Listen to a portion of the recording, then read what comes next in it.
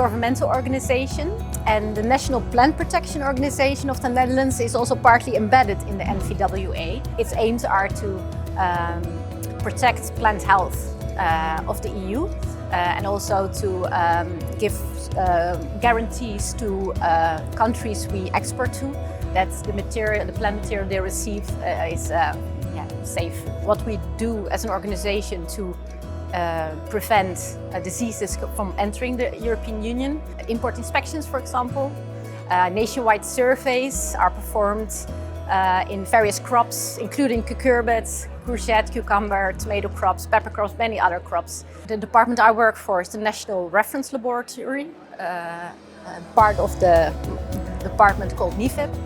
And we perform diagnostics, so the detection and identification of these mostly quarantine pests.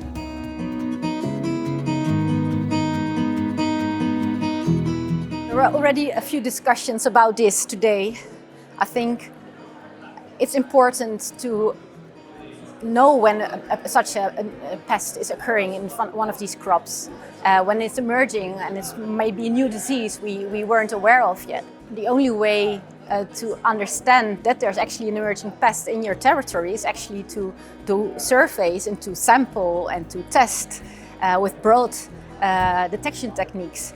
I think that could be done more, both on imported plant material, for the thinking fruits. I gave an example that fruits can also contain infectious virus and can maybe be a risk also for crops grown in the European Union. But I think broad monitoring tests should be more used, like high-throughput sequencing, and not only focus on diseased plants, but also taking into account plants without apparent symptoms.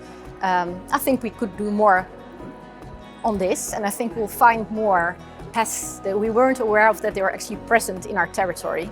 And this would really be informative also for pest risk assessments, because it does matter if a pest is already occurring or if it's not present yet. Yeah, I think that would be very valuable, and work like this I've been showing this morning that we've been having these huge sequencing efforts using high-throughput sequencing. We want to know what's out there, and not only to assess the identity of the pest you're working with, but also to understand the epidemiology. I think it really helps to support plant health actions and policies.